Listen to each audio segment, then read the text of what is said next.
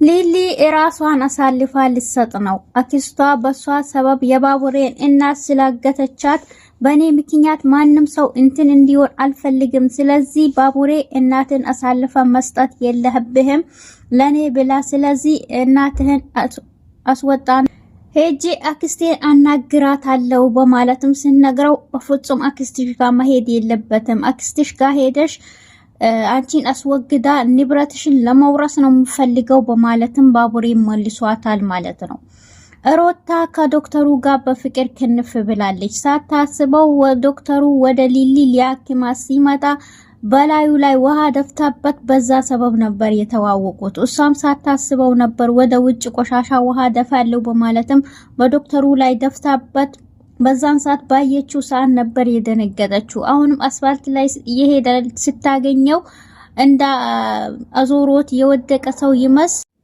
አሰላሙ አለይኩም ወራህመቱላሂ ወበረካቱ። ውድና የተከበራችሁ የቻናሌ ቤተሰቦች ሰላም፣ ፍቅር፣ እዝነት አይለያችሁ። ውድ ኢትዮጵያውያን፣ ውድ ኤርትራውያን ሰላማችሁ ብዝት ትርፍ ይበልልኝ እያልኩኝ ቤተሰቦቼ እንግዲህ ዛሬ ይዤላችሁ የመጣሁት ሰራተኛዋ አደይ ክፍል 175 ነው።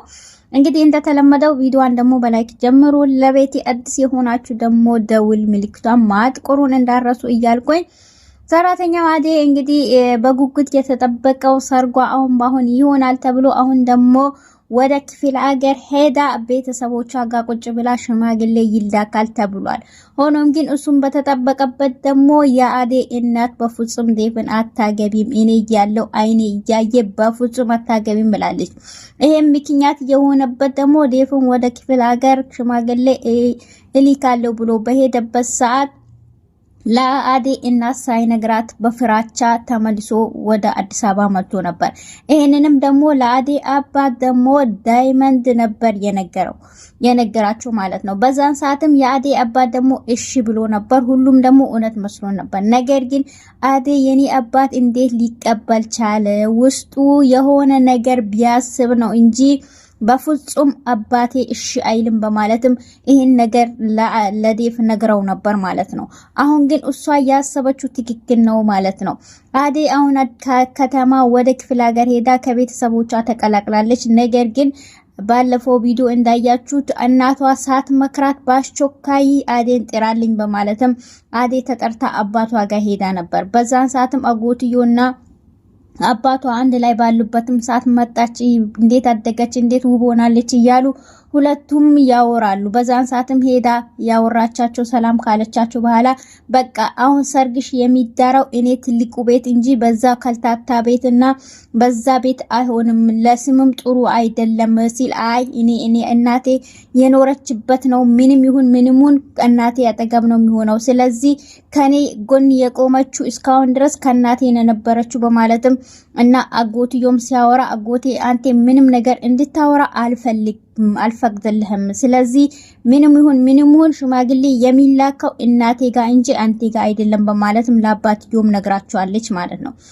እንደዛ ከሆነማ በቃ እንሂድ በማለትም ብርሃንም በቃ ዴቭን ልታገቢው ነው ወይ በማለትም አባትዮ መጠገብ ሲጠይቅ አው አሁን ላገባው ነው ሽማግሌ ሊላክ ነው በማለትም በእንሂድ በማለትም ወደ ቤት ተመልሷል። ምክንያቱም ብርሃን ዴቭ በዚህ በመጣበት ሰዓት ብርሃንን ምንም ነገር ሳይል ወይም ደግሞ ለናትዮ ምንም ነገር ሳይናገር ዴቭ አደይን እንደምታገባ ሳይናገር ነበር የሄደው ማለት ነው። ነገር ግን ብርሃንም ያሰበችው ዴቭን ሳይሆን ባርኮትን ነበር ያገባል ብሎ ሁሉም የጠበቀው ማለት ነው። ለናትዮም እንደዛ ተብሎ ነበር የተነገረው። እዚህ ጋር ዴቭ የተሳሰተው ስህተት ቢኖርም ቢያንስ ለናትዮ ሳይናገር ለሂትዮ ለብርሃን ተናግሮ እኔ ልታገባ ነው ብሎ ቢናገር ጥሩ ነበር ማለት ነው። ስህተት የሰራው እሷ ደግሞ ብርሃን ሳታቅ በዴቭን የወደደችበት ምክንያት ስላልነገራት ነው ማለት ነው። ጥፋተኛው ደግሞ ዴቭ ስለሆነ ማለት ነው። እናትዮ በዛ ምክንያት ይመስለኛል በፍጹም አንቺ ዴቭን እኔ ያለው አንቺ በፍጹም አታገቢም በማለትም በጣም ተናዳ አውርታለች ማለት ነው። የአዴም አባት እንግዲህ ሊድሯት ያሰቡት መጀመሪያ ሊድሩት የነበረው ሰውዮ ነበር። አሁን በቃ ጉዳን አላወቀችም ማለት ነው። እሷ ያንን የከተሜ ልታገባ መስሏታል። ነገር ግን የተደገሰላት ድግስ አታቅም በማለትም የአዴ አባትና የአዴ አጎት ይነጋገራሉ። በፍጹም አታቅም እኮ በማለት ሁለቱም የተቃለዱ እና አሁን እንዲዘጋጅ ነገር በአስቸኳይ እንዲዘጋጅ እሷም ሳታቅ እንደባለፈው ሳታመልጠን በአስቸኳይ ሰርጉን እጇን እግሯን አስረን እንሰጠዋለን። ስለዚህ በማለትም አው ነግረዋለሁ ሲል በአስቸኳይ እንዲዘጋጅበት በጣም ንገረው በማለትም የሷ የአዴ አባትና እሱ ሁለቱም ያወራሉ። በዚህ በኩል ሊሊ እንግዲህ እኔ ሄጄ የአክስቴን ካላወራኋት በማለትም እና እናትህን እንዴት አሳልፋ ትሰጣለህ? በኔ ምክንያት ደግሞ ማንም ሰው እንዲ ጎዳ አልፈልግም። እናትህ በጣም የተጎዳች ነው በማለትም ስታወራ በፍጹም አንቺ ህመምተኛ ነሽ፣ ታመሻል፣ አንቺ ሄደሽ እጅሽ መስጣት የለበትም። አክስትሽ ደግሞ አንቺን በጣም ነው የምትፈልግሽ። ስለዚህ አንቺን አስወግዳ ንብረትሽን ለመውረስ ስለምትፈልግ አንቺ በፍጹም መሄድ የለብሽም በማለትም ባቡሬና እሷ ሁለቱም እንግዲህ የተጨቃጨቁ ነበር ማለት ነው። ባቡሬና እሷ የተጨቃጨቁበት ምክንያት ባቡሬም ደግሞ አንድም እሷ ስለሚያማት ነው፣ ለዛ ስለሆነ ነው ማለት ነው።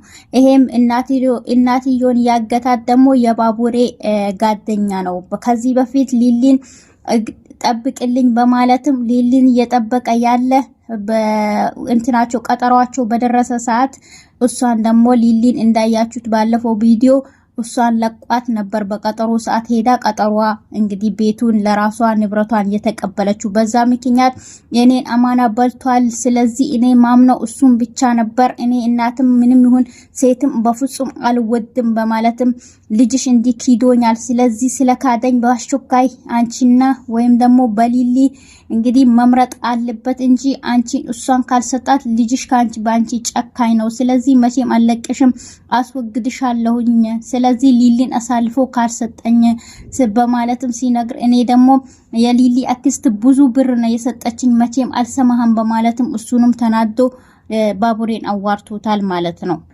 በዚህ በኩል ፍቅር ከቤዛ ወንድም ሳታስበው ፍቅር ይዟታል መሰለኝ። እንግዲህ ተጨቃጭቃም ይሁን ከአሹ ጋር አንተ ውሰደኝ በማለትም አሹ ይዟት በወጣበት ሰዓት በቃ አንተ ሂድ በማለትም የፍቅርን ወንድም እየፈለገች የፍቅር ወንድም ደግሞ የባቡሬን እናት እንዲጠብቅለት ብር እንዲሰጠው የሄደበት በር ያንኳካ ያለ ዳይመንድና ባቡሬ አግኝቶት እዚህ ቤት ምን ተሰራለ? ገጀራው ጠርቶኝ ነው። ስለዚህ በሱ ይቃል ሊቀበል ነው የመጣሁኝ በማለትም እና አንተ የኔ እናት ያሳገትካት አንተም እጅ አለበት ማለት ነው በማለትም እሱንም ወስቶ አግቶ አሁንም ካልተነገርከ በማለትም ሁለቱም እንግዲህ ዳይመንድና እሱ እንዲሁም ደግሞ ቂምጥል ሆኖ ቤታቸውን አስገብቶ ካልተናገር ከመቼም ከዚህ ቤት አትወጣም በማለትም ሁለቱም ሶስቱም አግቶታሉ ማለት ነው። ሮታ ዶክተሩን ባየችበት ሰዓት ወዳውም እንግዲህ ወደዋለች መሰለኝ። እንግዲህ ዶክተርዬ ያለች መንገድ ላይ እየሄደ ያለ እሷና ሄለን ቆሞ ቢያሙ ሲያወሩም እሷን በዛው መኪና ስታየው እንዴ ዶክተርዬ በማለትም ስትጣራ ሰምቷታል ማለት ነው። በዛን ሰዓትም እሷን እንደላወቀ አርጋ መሬት ላይ አዙሮኝ ነው የወደኩኝ በማለትም አውቃ ካሱ ጋር ሊወስዳት ከፈለገችበት መኪና ውስጥ አስገብቶ ሊያከማት ወስዷት ነበር ማለት ነው። ነገር ግን ሁኔታዋ ስትታይ እሱን የወደደችው ትመስላለች። ቤዛ ፍቅር በቆመችበት አግኝታ ምን ትፈልጊያለሽ? አሁን ደግሞ ወንድሜን ምን አረክሽ ስትላት ካንቺ ወንድም ነው እንደ እኔም ሆነው ከዛ ወንድምሽ ስትላት እንዴ ፍቅር ይዟቸዋል መሰለኝ። አረ እኔ በፍጹም እኔ መቼም ያንቺ ወንድም አላገባም በማለትም ተናግራታለች። ነገር ግን ፍቅር ሁኔታዋ ስትታይ የቤዛን ወንድም አፍቅሯለች ማለት ነው። ቤዛም ሲሚ እሱን እንደው ቤተሰብነቱ ትዳሩ ይቅርና ከኔ ጋር አብረን እንስራ በማለትም ታናግራታለች። ይሄንንም አብረን እንስራ ምትላት በመድኃኒት ጊዜው ያለፈበት መድኃኒት በማምጣት እናም ደግሞ ቤዛ ደግሞ እዛ በማከፋፈል ነው። ባለፈው ወንድማና እሷ ተመካክሮ ሁለቱም ያወሩ ነበር። ነገር ግን ይሄን አብረን እንስራ በአጭር ጊዜ ራስሽን ትለውጫለሽ፣ እናትሽንም አስሪ የሷን እጅ ከማየት በማለትም ስንነግራት ትሄዳለች። እንዴ ይሄ ደግሞ በአጭር ጊዜ የሚለወጡበት ነገር ምንድነው ብላ ፍቅርም ቆም ብላ ብቻዋ እያሰበች ነበር። መጨረሻው ምን ይሁን አልታወቀውም ማለት ነው።